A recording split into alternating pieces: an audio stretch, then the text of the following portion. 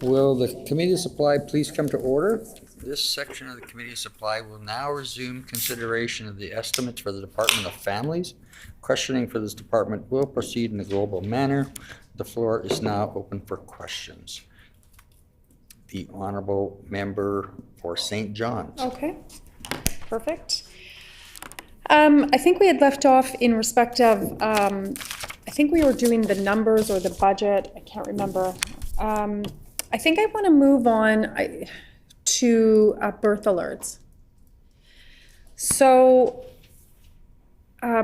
obviously there was a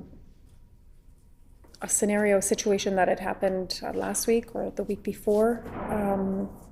And from there, I had several conversations and meetings, blah, blah, blah. Anyways, one of the things that was obviously abundantly clear was that birth alerts are still going on. I know that the minister had said that they've decreased by 70%.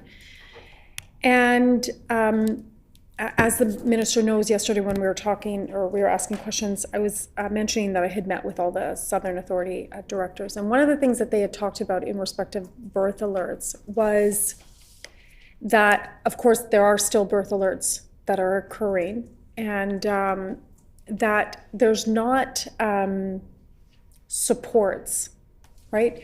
So we have moms who are maybe dealing with some mental health issues or are perhaps dealing with addictions and they are pregnant. And so certainly I think everybody could agree around the table that there are steps and needs for intervention. I think we can all agree. I don't know if we can all agree that birth alerts or taking away a baby at less than 24 hours or 48 hours is the best form of action. But again, around that table that I was talking about, they all said that there wasn't enough supports. And so, the thing, as everybody knows, right, like when we're dealing with or we're working with a mom, we've got really, in some respects, give or take 8 months, 7 months to hopefully work with a mom to develop a plan of action, right? And so there is time, but there doesn't seem to be enough supports. And everybody around that table was saying the same thing. One of the things that I found really interesting, and I don't think that, when we talk about birth alerts, I think that the first marker or reference is people will think, well, it's a young woman. And to be brutally honest, inevitably, whenever there's a birth alert, inevitably people will always think, well, it's an Indigenous young woman, right? But in fact, what folks are finding is that it is predominantly women from the ages of 25 to 35. So yes, of course, there are young women, but a lot of women from the ages of 25 to 35 that birth alerts are called on, and that there's no supports. And so, birth alerts are predicated upon, again, mental health, addictions, lack of housing, lack of safe and adequate housing, and then mental health supports. And so I'm curious what the department has been doing in respect of supports for moms where there's the potential for that birth alert. Rather, right, instead of right away, well, we're going to put a birth alert on this mom, baby's taken 24, 48 hours, whatever it is. What's the process before that? What's the department encouraging? What are the agencies or the authorities mandated to do? So I kind of want to explore that today.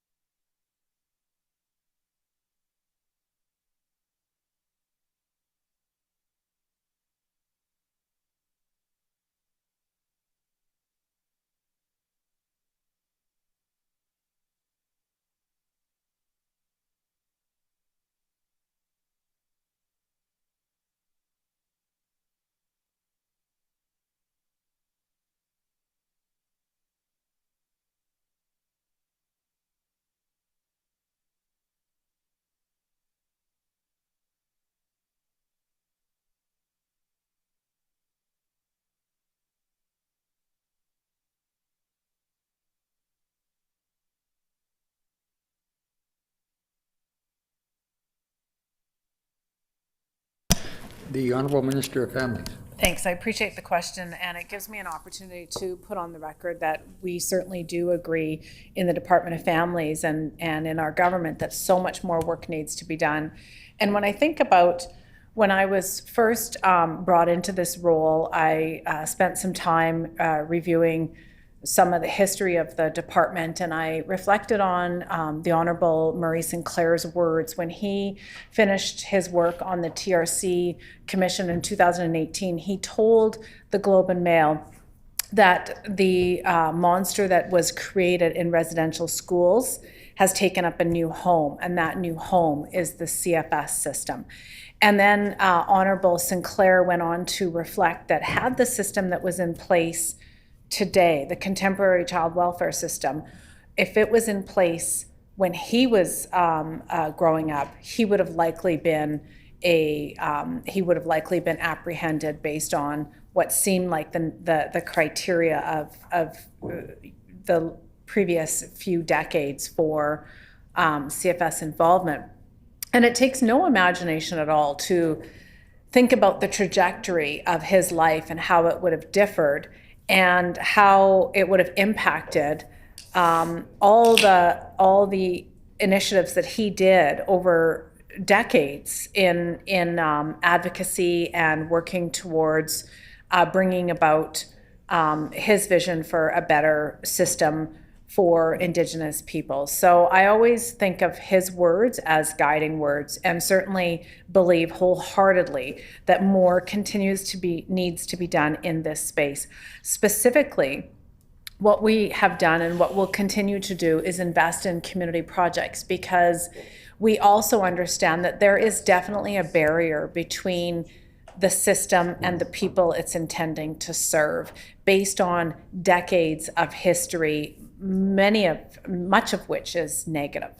And by that, I mean, I did meet with several chiefs and councils and matriarchs in my work as minister, and listening to their experiences and what they had to say.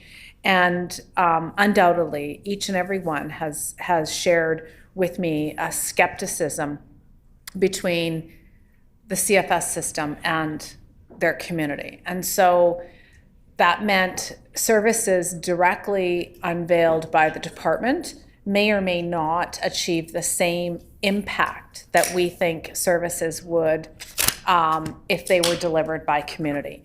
And so we're very fortunate to be having partners like the Mount Carmel Clinic, and who are offering the Mothering Project, and the Granny's House, which we have doubled their funding so that they can open up a second Granny's House to ensure that they are able to support families. The Mothering Project, of course, helps with new moms and high-risk moms to help them to achieve better outcomes for themselves, their health outcomes for themselves and their babies. And so we do agree that initiatives and investments in community-led and Indigenous-led programming for supports and prevention are integral to helping us achieve the results that we want to achieve.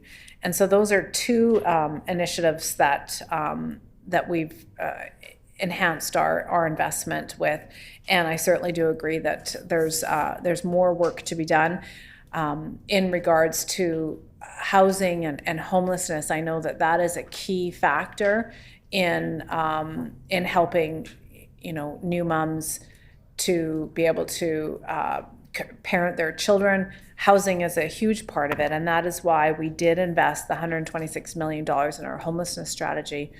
And that homelessness strategy certainly does have outreach mentors.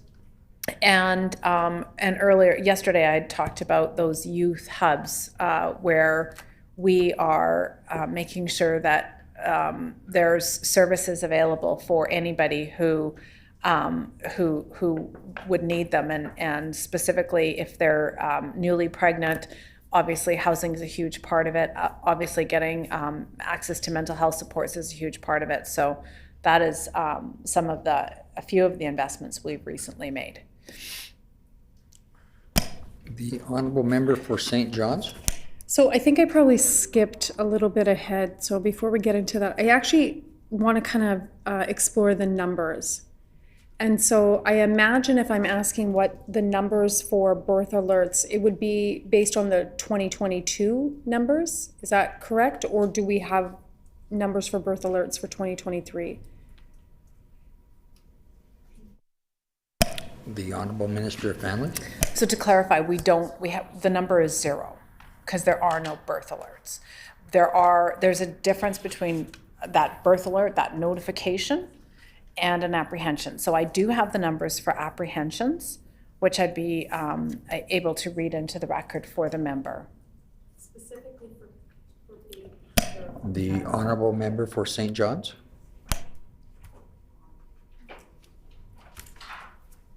The honorable minister of families. So newborn baby means is defined as a baby who is between 0 and 3 days of age. So the numbers this is a fiscal year, April 1st to March 31st. So for the year 13-14, there were 246 newborn apprehensions. That's newborns between the ages of 0 and 3 days old. For 14-15, that number was 289. For 15-16, that number is 276. For 16 and 17, that number is 286. For 17-18, 287. 18-19, that number is 289. 19-20, 186. 2021, that is the year in which the birth alerts were discontinued, 101 newborn apprehensions. For 21-22, 84. And last year is not complete, but we do have the number to February, end of February of 2023. So from April of 2022 to February of 2023, 72. So these are newborn apprehensions. These are not the number of birth alerts that had been issued in those years, but the number for birth alerts that would have been issued in 2021 from July of 20 until currently is 0. The number of birth alerts for those previous years, I have to get clarification whether or not we have those numbers for the number of birth alerts that had been issued. The honorable member for St. John's.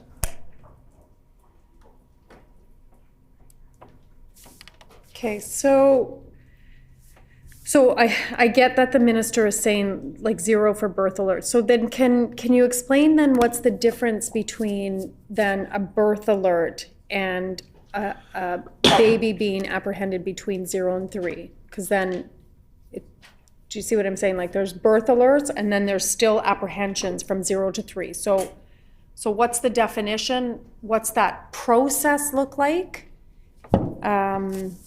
Yeah, what's the difference between them? I don't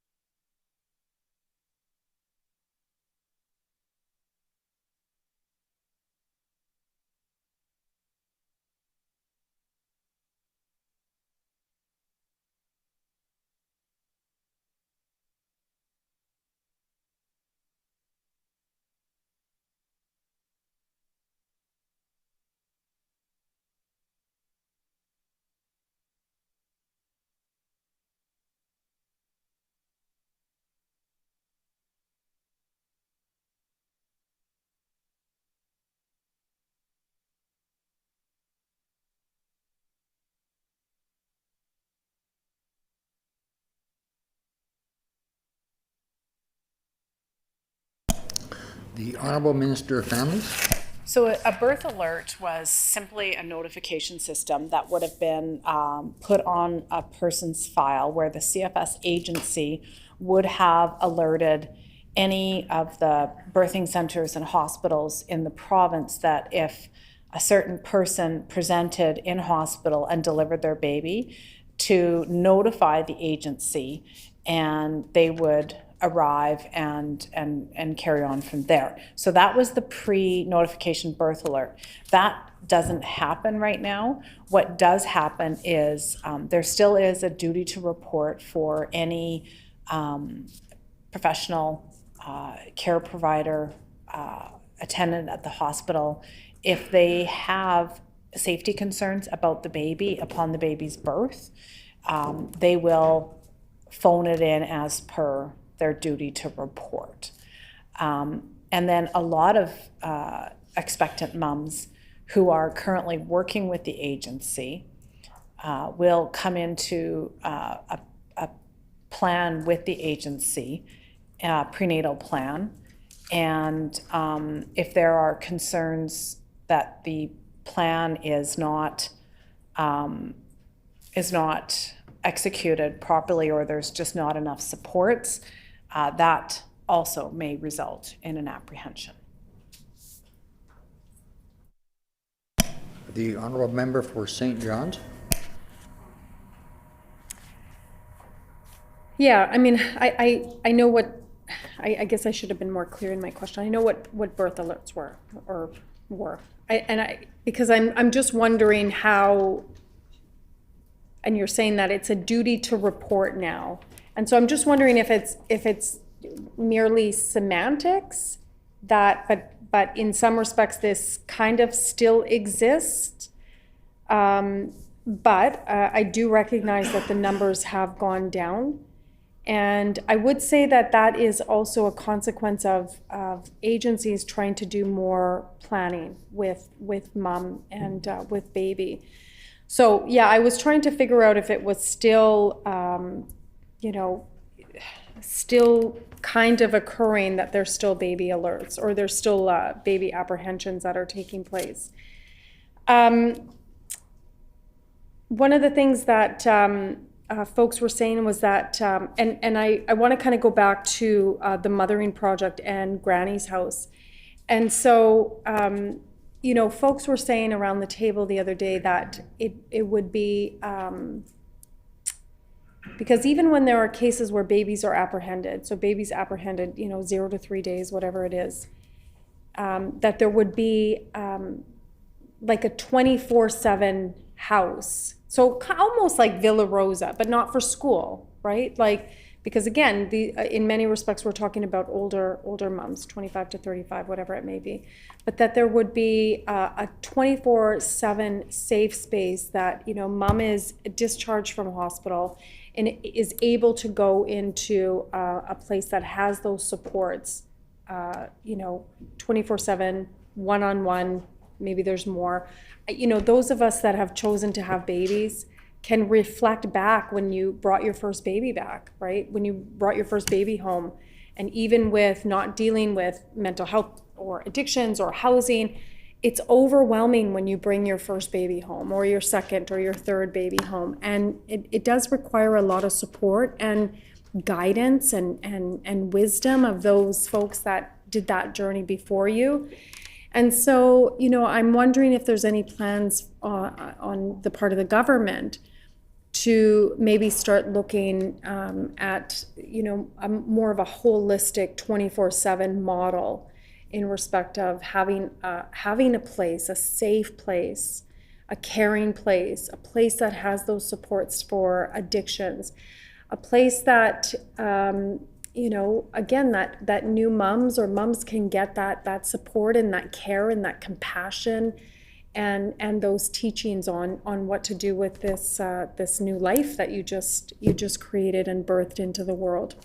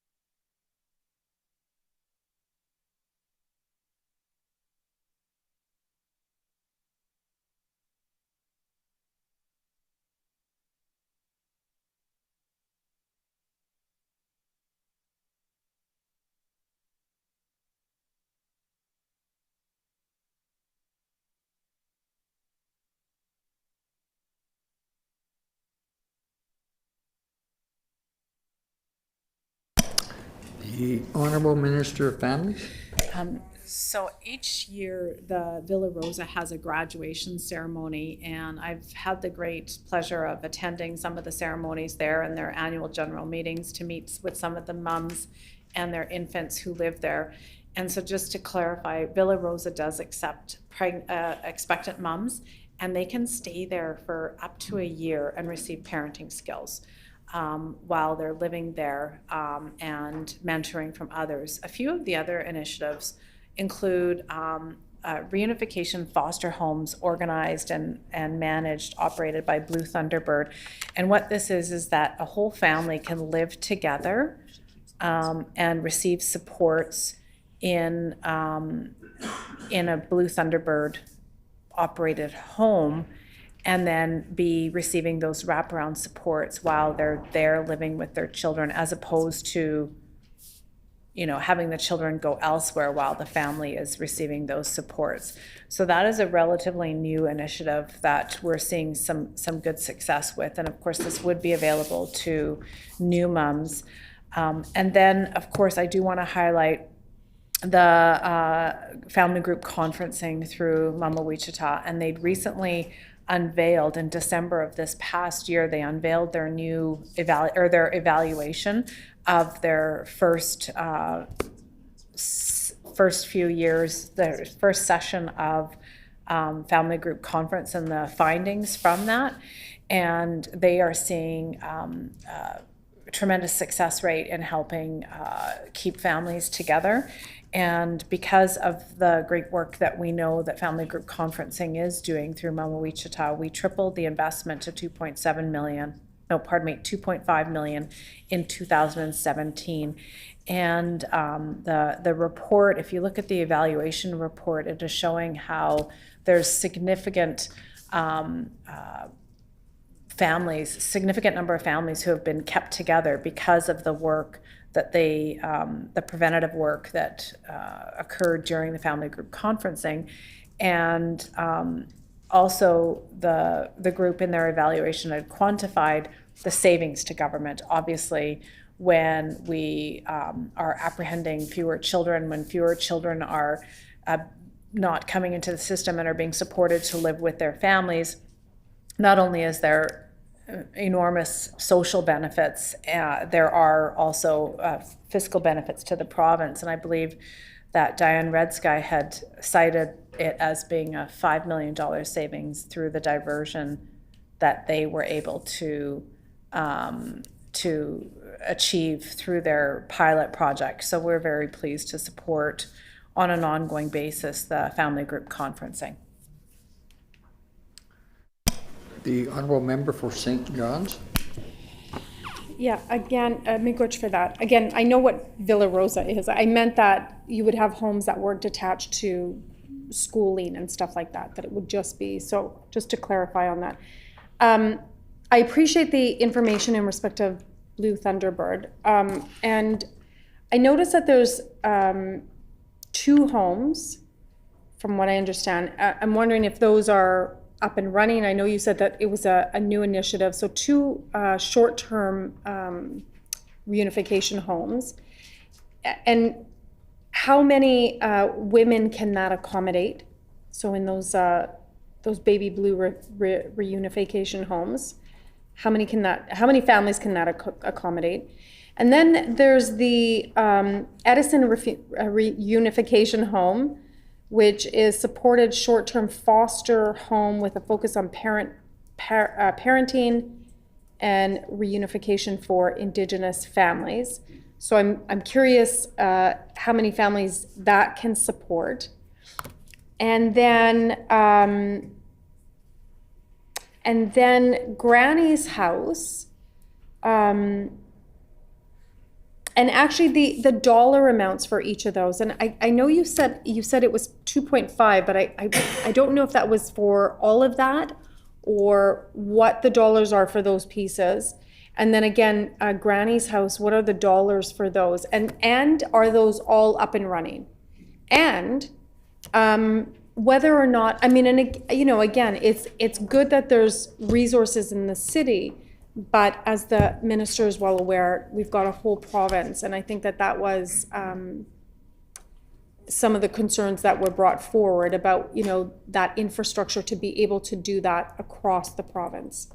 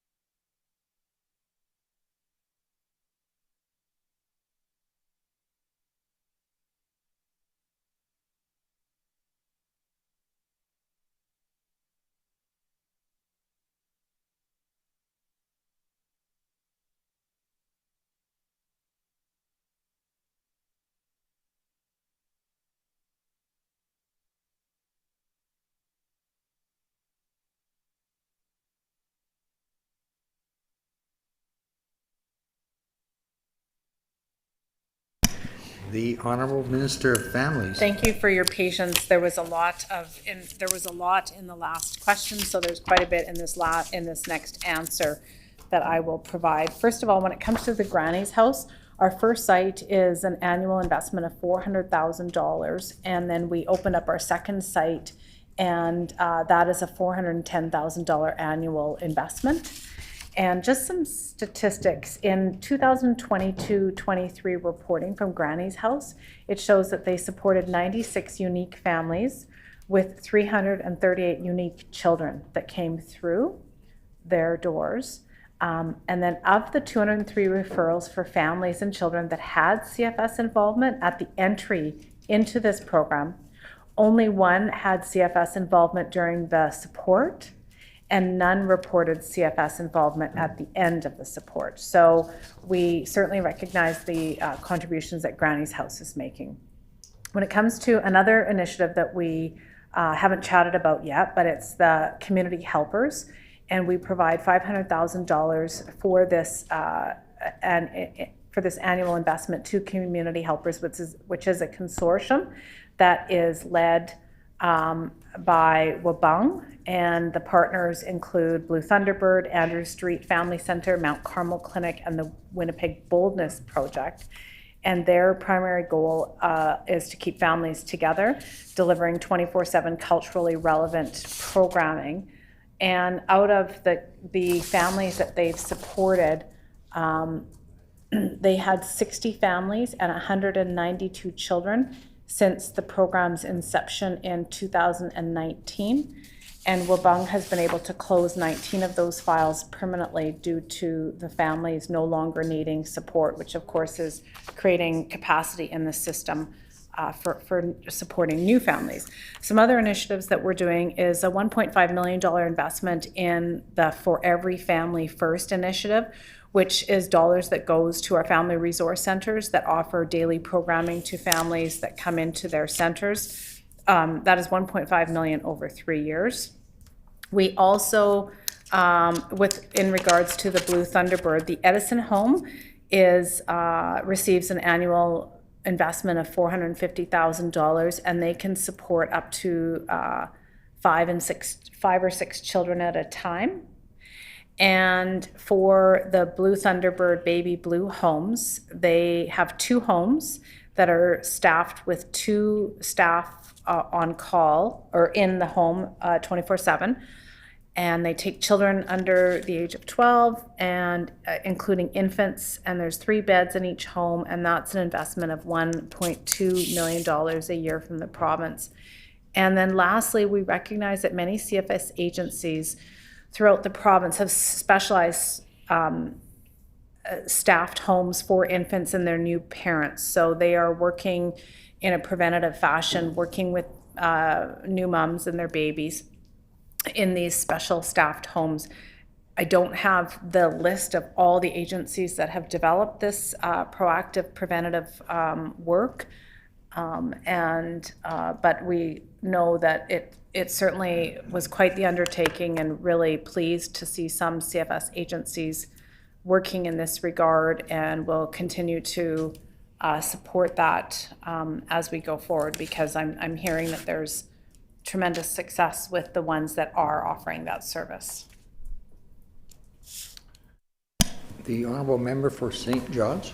Which that's quite helpful. That's the minister noted the Community Helpers program, and that came up in the conversation as well, alongside the support worker program, and wondering what if there's been any engagement or movement or direction to partner more with like the Urban Training Center and Red River College in supporting more training or more for these support worker program and community helper programs, and more specifically to get more Indigenous peoples trained in those positions, right? Because I would suggest that, I would hope that everybody around the table would support and understand that it's important for our people to do this work, right? Like when we look at you know, when we look at the history that is Canada, the colonial history that is Canada, it is settlers doing work that has not necessarily been for the best. And so there is, for many, many years, you know, a movement, you know, Mamaway, Gani Ganitsik, like all of these programs that you know, that are, you know, firm in the belief and understanding and conviction that it should be our people that are doing these work, right? So again, that training, but also again supporting Indigenous peoples, and what are the level of supports for Indigenous people to be able to get that training in those two programs.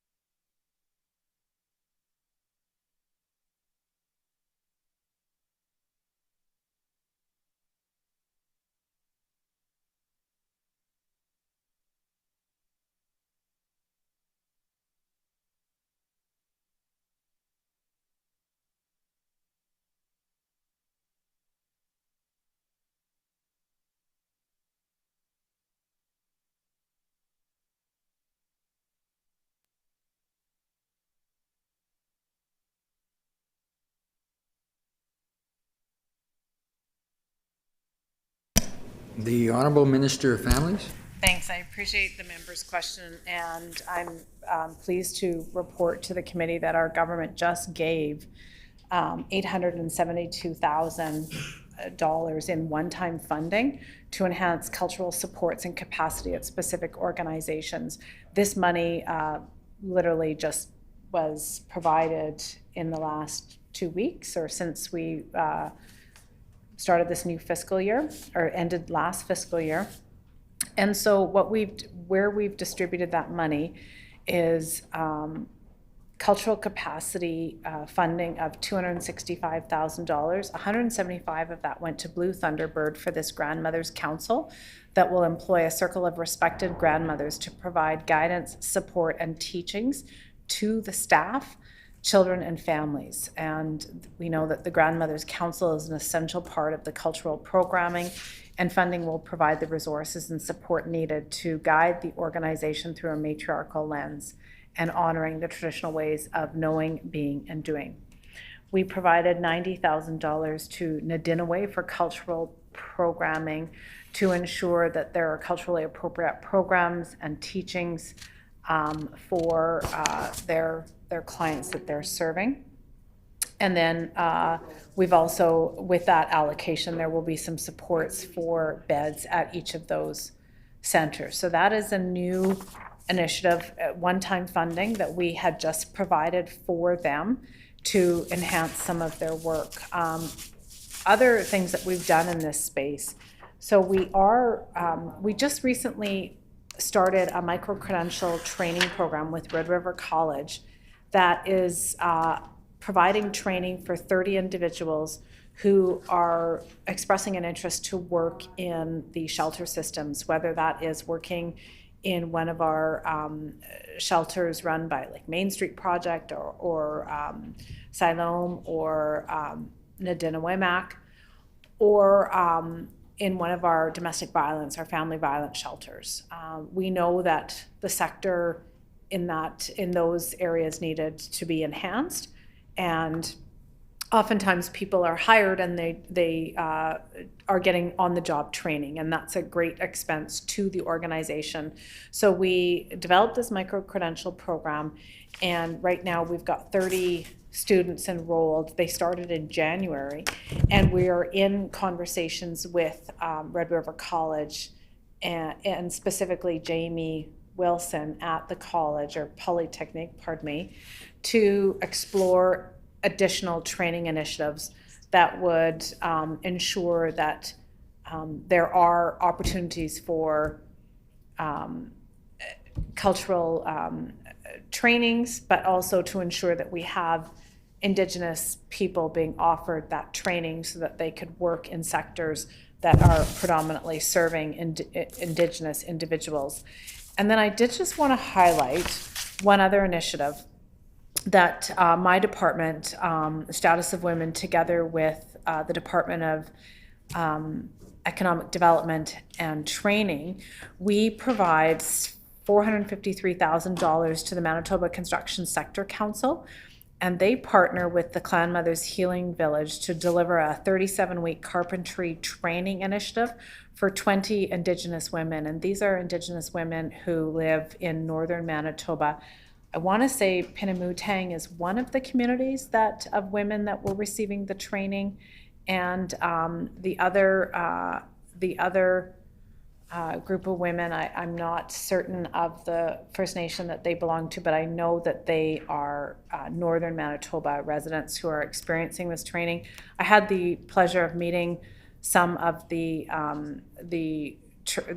individuals in the training program, and they're excited. They're building houses and building, experiencing the trades. And what's really neat about that is then with the skills that they're developing in this program, they can help build homes in their communities where obviously there's much needed labor, there's labor shortages as well as a shortage of homes. So it's certainly a very well-received program, and one that we're very pleased with the early outcomes that we're seeing. The Honourable Member for St. John's. Which for that. I want to move on because we don't have a lot of time, but I'd like to kind of start to explore group homes.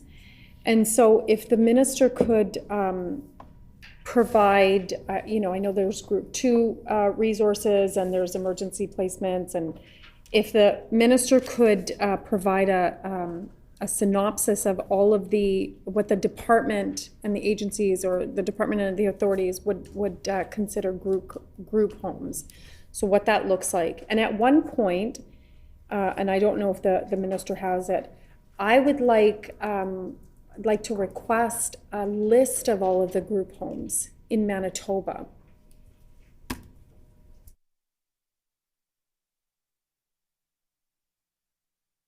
The Honorable Minister of Families. Thank you. Clarification, are you talking about the emergency placement homes? Yeah, I mean, The Honorable Member for St. John's. yeah, I'm kind of grouping them all together, but I know that there's emergency placements, I know there's group 2 resources, so just all of them, what does that infrastructure look like? And then at some point, again, I don't know if you'll be able to get it today, I would like a list of all of those.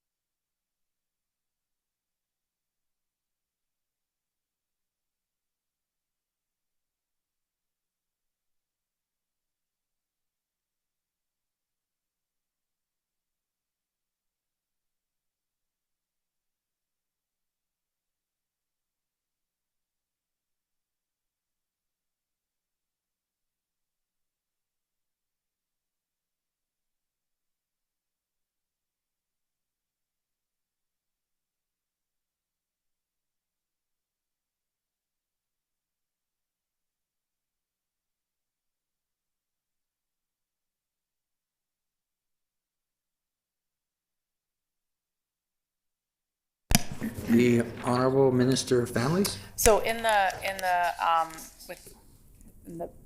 with time being a bit of a constraint, I wanted to use this moment while my staff are trying to get the numbers for the number together for group care in the CFS system. I did want to answer your question, the member's question from last week about the number of individuals supported by CLDS, as well as the licensed facility by type and region.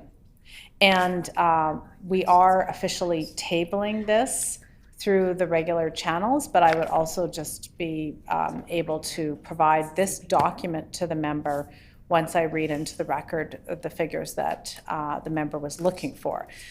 So as of January 31st, now this is CLDS, the number of clients was 7,902. And of those clients, 5,375 were in receipt of residential services. The member had asked me how many were living in agency care versus home share versus supported living, and versus those receiving agency supports in their family home. And these are, of course, from last year, March 31st of 2022. We do not have the 2023 figures yet, but those receiving agency care or in an agency care facility, it was 2,283. Home share was 1,108. Supported independent living was 2,047.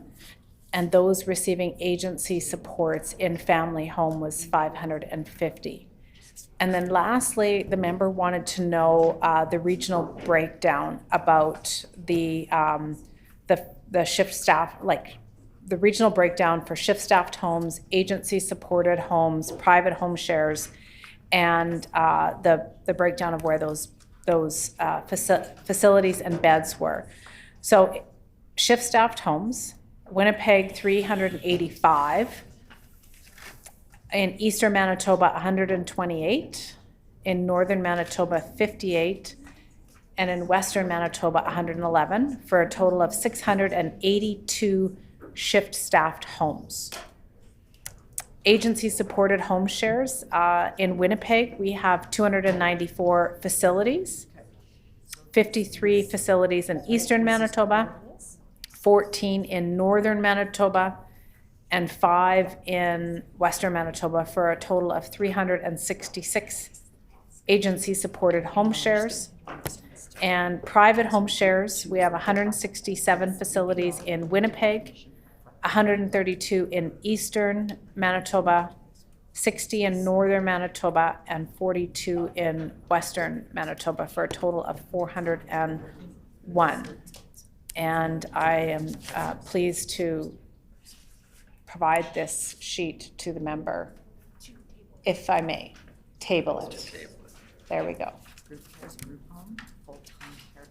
And I will answer the question about the number of group homes for CFS momentarily. Okay. December, there's 28 service providers.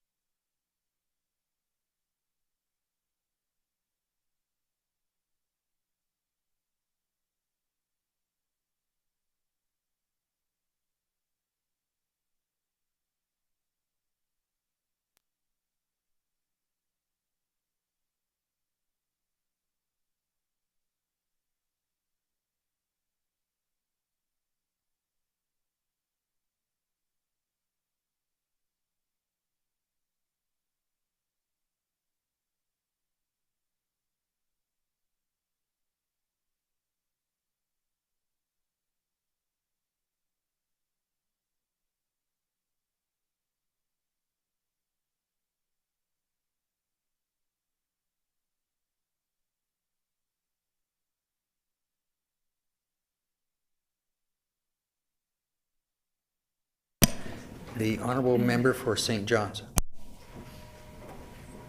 I'm just reiterating the question. The honorable Minister of Families. Okay, if I understand the member correctly, she's asking for the 3 levels of group care and then the number of facilities licensed in this group care. So we do have 3 categories. There's emergency placement in CFS, which accommodates short-term stays. Then we have group care, which is group homes for the adolescents aged 10 to 17, and those are full-time 24/7 homes. And then the third category is third-party foster care. So when it comes to the group care, that is where the bulk of the beds are funded.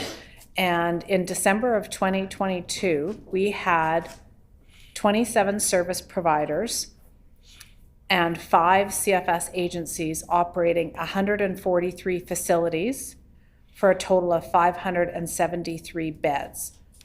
And I will read who these licensed group care operators are and the number of facilities they have and the number of beds that they have. So Addictions Foundation of Manitoba has 1 facility and they are licensed for 14 beds. Blue Thunderbird has 3 facilities and are licensed for 9 beds. CFS of Western Manitoba, 2 facilities, 8 beds. Crosswinds Connections, 4 facilities, 8 beds. Direct Action in Support of Community Homes, known by the acronym DASH, 6 facilities with 16 beds. Jesse Home, 2 facilities, 7 beds. Knowles Center, 7 facilities, 32 beds. Life's Journey, 2 facilities, 4 beds. Lynn Lake Friendship Center, 1 facility, 4 beds. Mama Wichita, 5 facilities, 36 beds. Marymount, 14 facilities, 47 beds. Métis Child and Family and Community Services, 1 facility, 4 beds. Michif CFS, 3 facilities, 9 beds. Nadina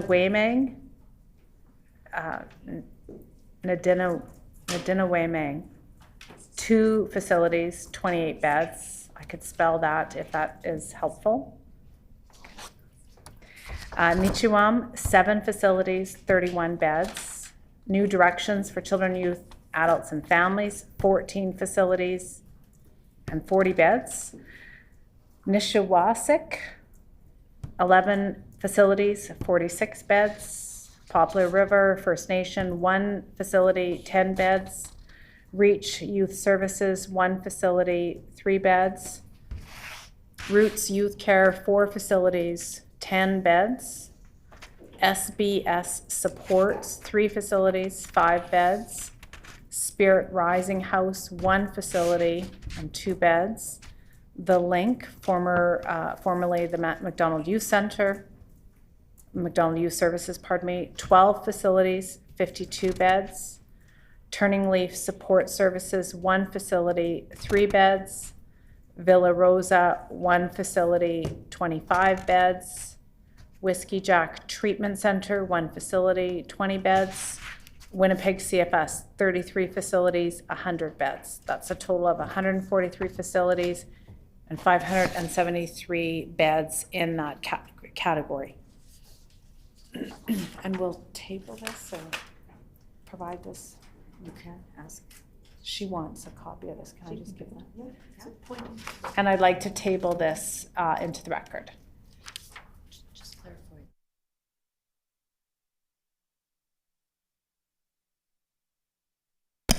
The honorable member for St. John's.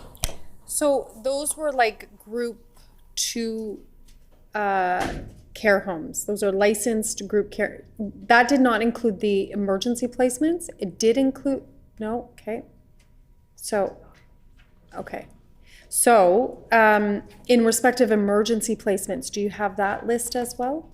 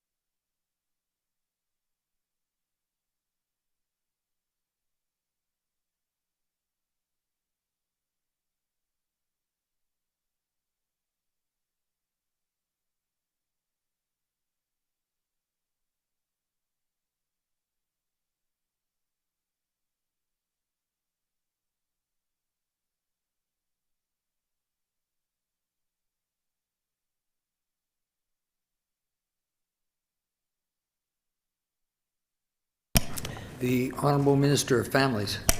So now I'll endeavor to elaborate on the emergency placement services. These are licensed directly by the province, and there are 32 shelters or homes that are providing this service. And out of those 32 homes, 2 offer 6-bed homes for a total of 12 beds. 28 offer 3-bed homes for 84 beds. And 2 of these homes offer 2 beds for 4 beds in total. So the number of beds in the EPR system is 100 in our 32 homes. In addition to that capacity, some EPRs also license foster homes, and they have 23 emergency foster homes in Winnipeg. Yes. So that is emergency, the EPR capacity. When it comes to the third-party foster care, these are licensed directly by the CFS agency, and there are 6 community care providers that operate 344 beds, and the 6 community care providers are Marymount, New Directions, Mamawee, Blue Thunderbird, The Link, and Knowles Family Center. I do not have, for the record, the number of beds each of these provide under the third-party foster care agreements licensed directly by CFS agencies. The Honorable Member for St. John's. So little time here. Okay. Thank you for that. If possible, I wouldn't mind a list, if possible, in respect of, and I don't know if there's security concerns there or, yeah, okay.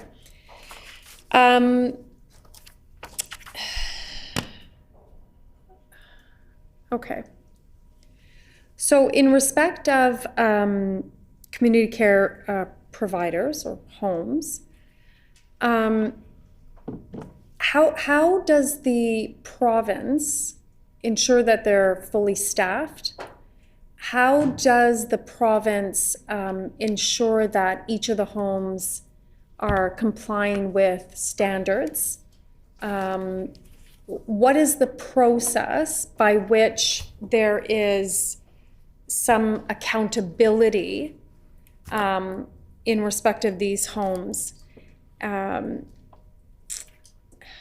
Sorry, hold on, I'm kind of doing a couple of close questions here. Yeah, I'm wondering what that process or that system looks like, so that each of these, the province is assured that there are the services are safe, that they're culturally appropriate, particularly for Indigenous children that are using those services. And what is the level of accountability or transparency that these community care providers must provide to the province?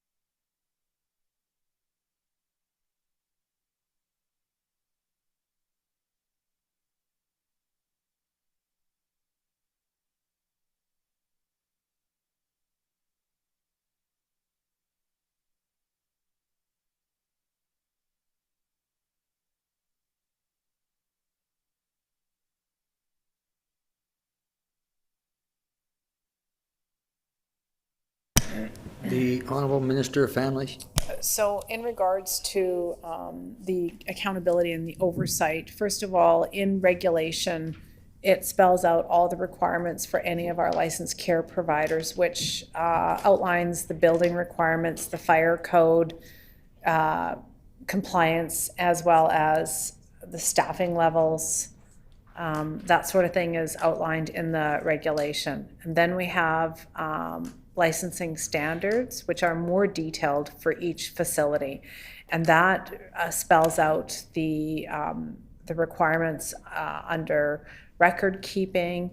That spells out their process for handling complaints, for the visitation requirements and expectations. And in that licensing standard, it's more like all the operations of the facility are outlined in there.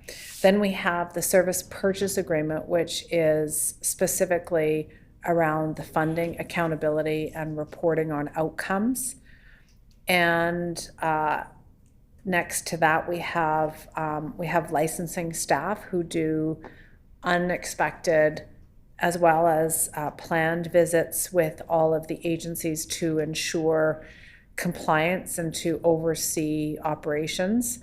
And then they have the ability to issue compliance orders when there are any of our facilities that are outside of compliance. The Honorable Member for St. John's. Just as a little FYI, the reason why I'm kind of like, I have so many questions and I haven't even gotten onto housing or anything, but just to give folks a heads up, so maybe that can help in respect of timing to try and answer the questions. I am going to be closing off families in just a little bit because I want to be able to give my colleagues an opportunity to have time with their ministers. So that's why I'm trying to get to as many questions. So if we can all kind of work together so that we can get through as many questions as possible. I appreciate that. Again, the reason why I had raised that question was because there were some concerns from directors that, from directors' perspective, that there seems to be, and again, you know, using the language that they shared, that there's little accountability in respect of Group 2 homes. And so I'm trying to figure out, again, you know, what that process was like, or is, I mean.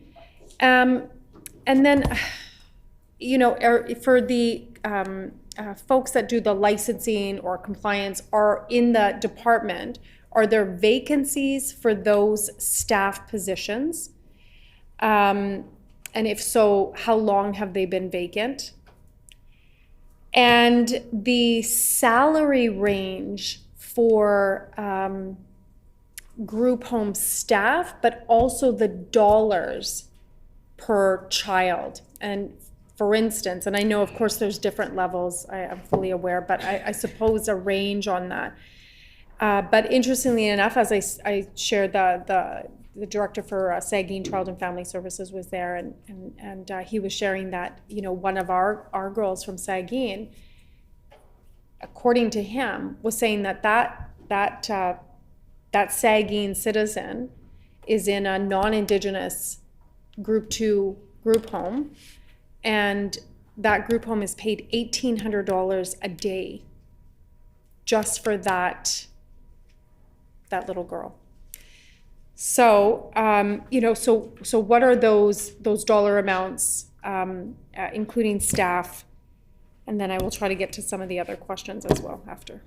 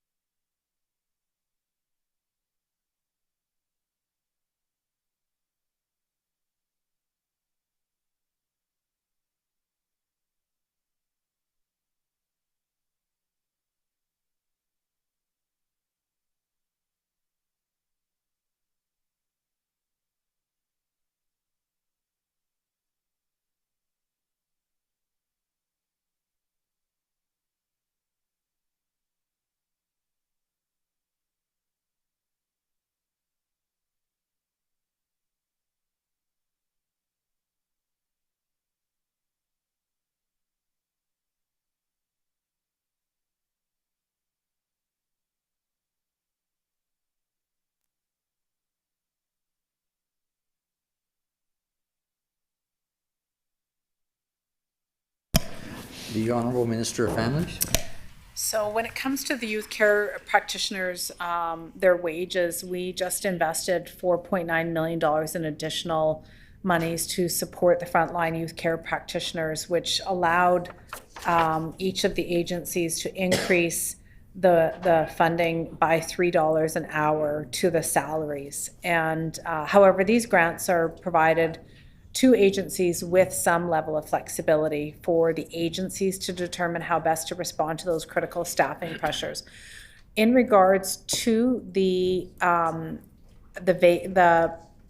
number of licensing professionals in the department, we have 14 FTEs, and 4 of them are currently vacant, and we are actively hiring. And in regards to the funding, as the member had mentioned, some clients may require additional funding. We don't have a ceiling on the funding that each client receives, so the range is based on their assessed need. Some of the youth and children that are receiving these supports are requiring higher staffing ratios or other support such as treatment. If there's complexities with their medical condition, that might require additional money. So I don't have a dollar figure in which we'll allot for each kid in group care. It does vary based on the assessed need of the client. The Honorable Member for St. John's.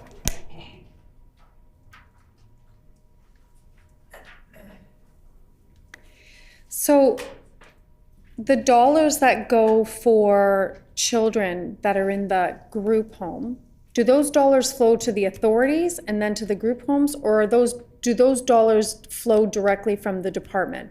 And if they flow directly from the department, then the minister would have some type of budget for those children, a range budget, I would imagine.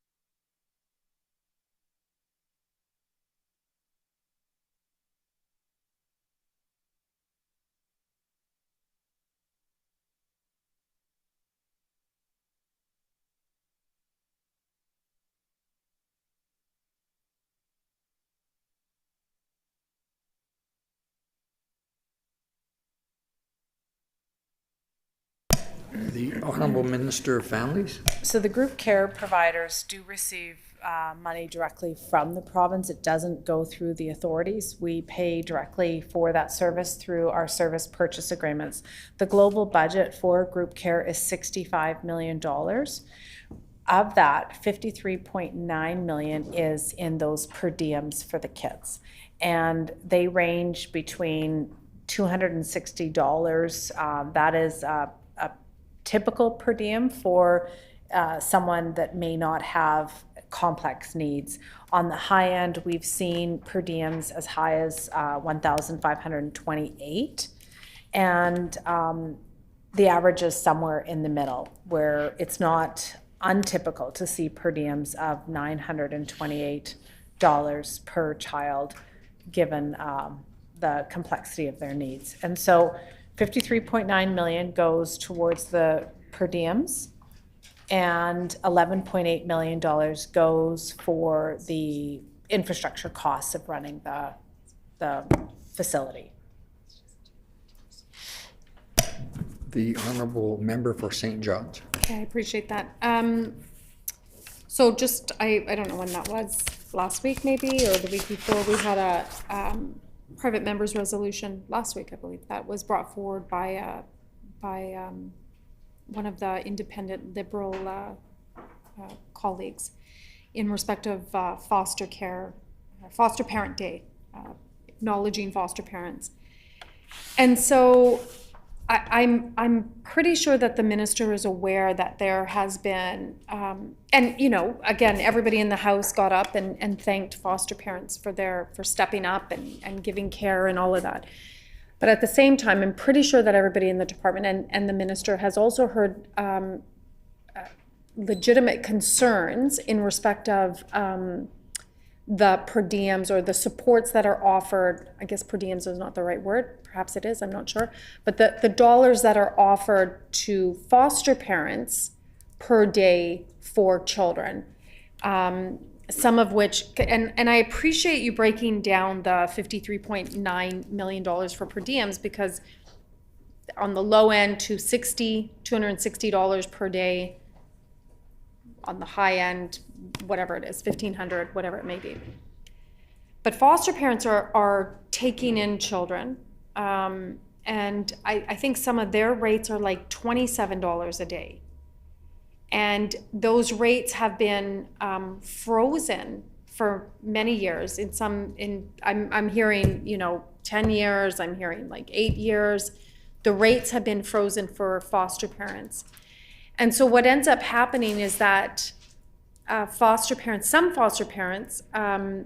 don't feel that they have the right financial support to be able to take children into their homes.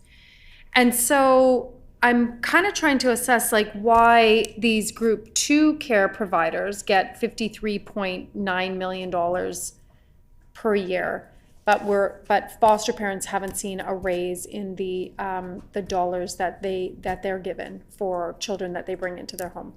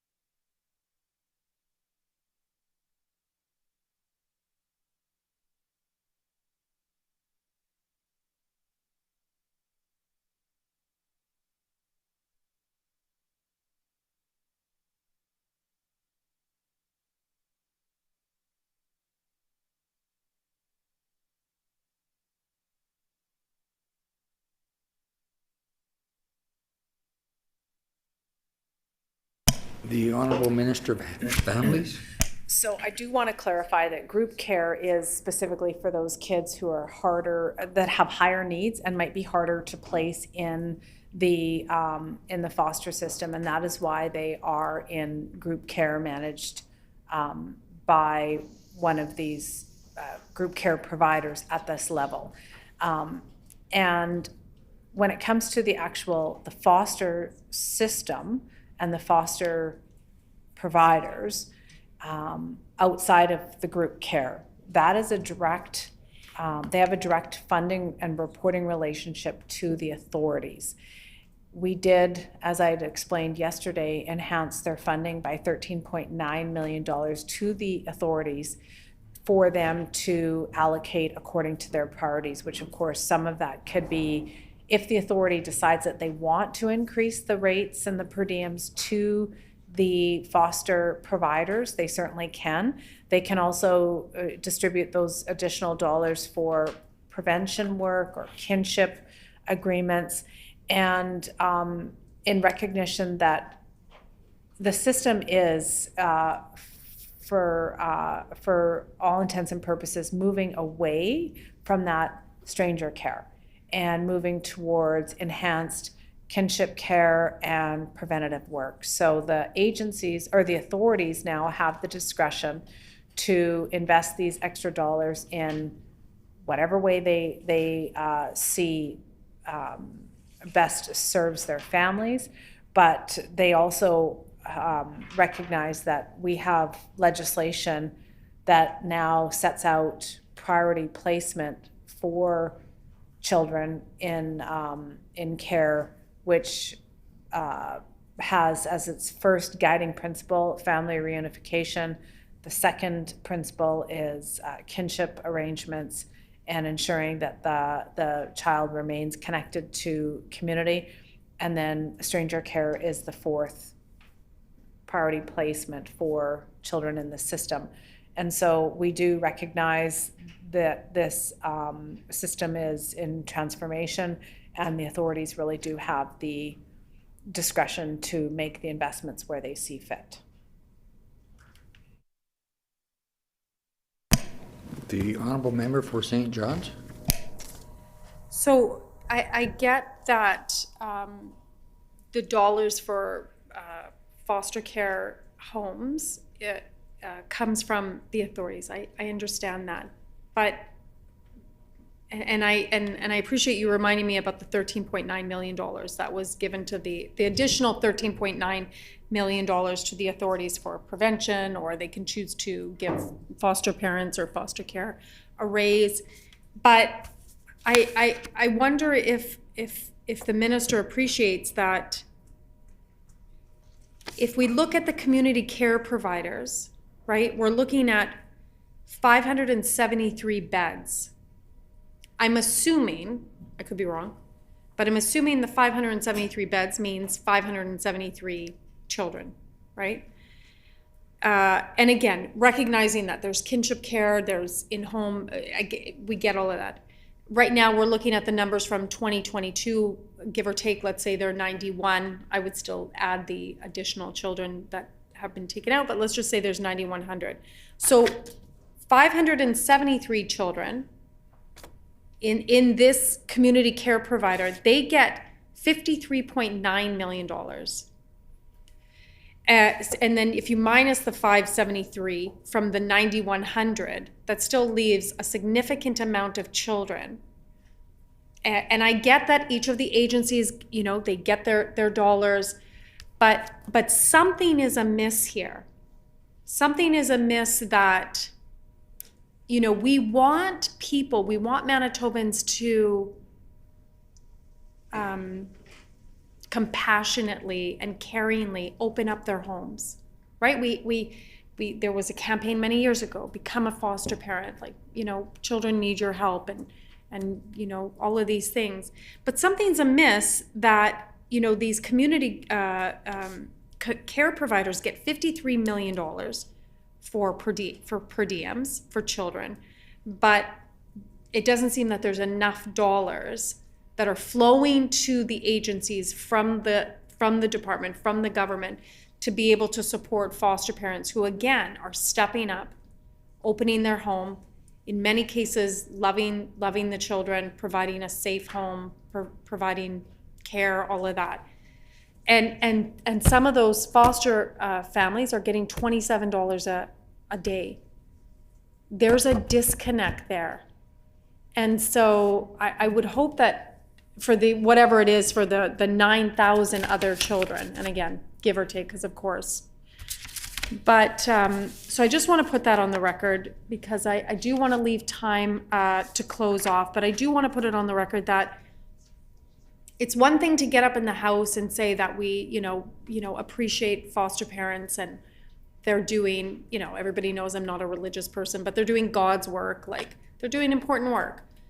But then it's an entirely different thing to not fairly compensate them, so that we don't lose the cohort of foster parents that we do have, and that the children, more importantly, are given or have the ability, the foster parents have the ability to give the children what they need. So I just want to put that on the record. There's certainly a lot more to discuss in the department, but like I said, I want to ensure this is our last session, and we've got to close up everything. So I want to ensure that my colleagues get their opportunities. So I will close it off. I do have a motion at some point that Katrina will let me know when to say that, but that will be it for today.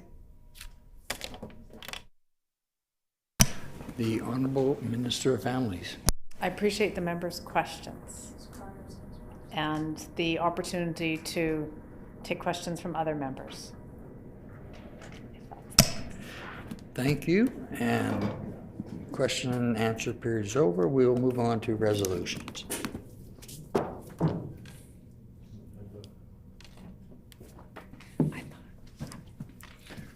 Resolution 9.2, resolved that there be granted to His Majesty a sum not exceeding $1,487,988,000 for families community service delivery for the fiscal year ending March 31st, 2024.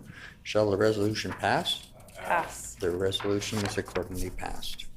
Resolution 9.3, resolved that there be granted to His Majesty a sum not exceeding $70,959,000 for families corporate services for the fiscal year ending March 31st, 2024.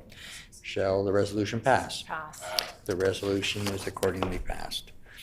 Resolution 9.4, resolved that there be granted to His Majesty a sum not exceeding $519,128,000 for families, child and youth services for the fiscal year ending March 31st, 2024. Shall the resolution pass? Pass. The resolution is accordingly passed.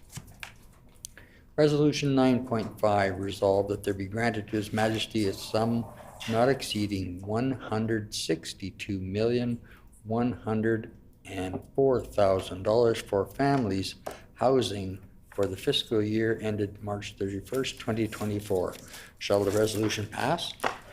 The resolution is accordingly passed.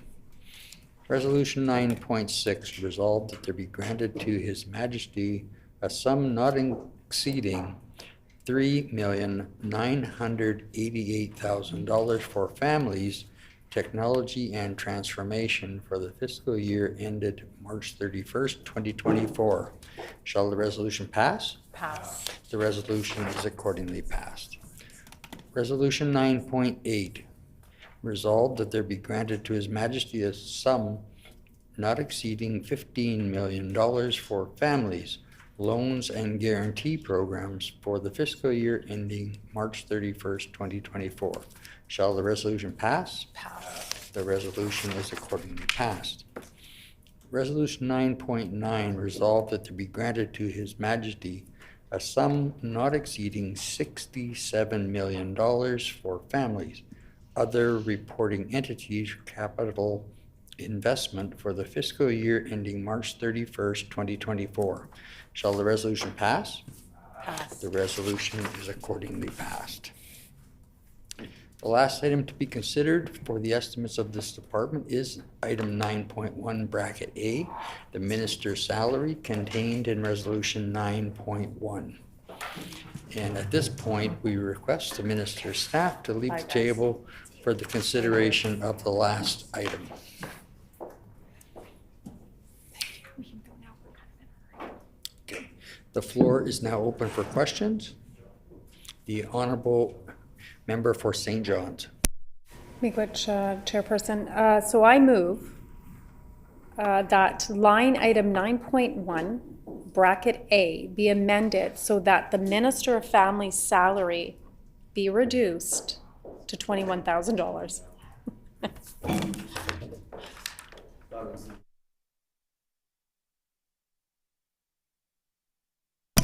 It has been moved by the Honorable Member for St. John's that line item 9.1 bracket A be amended so the Minister of Family's salary be reduced to $21,000. The motion is in order. Are there any questions or comments on the motion? Okay, so is the committee ready for questions? Seeing none, is the committee ready for the question? Shall the motion pass? I hear a no. I hear a no. All those in favor of the motion, please say aye. Aye. All those opposed to the motion, please say nay. In my opinion, the nays have it. I'd do this job for free. So now we're gonna go back to this. We're gonna do the last resolution. We'll move on to the last resolution, 9.1, resolve that there be granted to His Majesty a sum not exceeding $4,946,000 for families, administration, and finance for the fiscal year ending March 31st, 2024. Shall the resolution pass? Pass. The resolution is accordingly passed. So we're now. This completes the estimates of the Department of Families. The next set of estimates to be considered by this section of the Committee of Supply is for the Department of Transportation and Infrastructure. Shall we briefly recess to You allow could just say the hour being 4:59, what is the will of the committee? the hour change of gears here, the hour being 4:59? What is the will of the committee? Committee rise.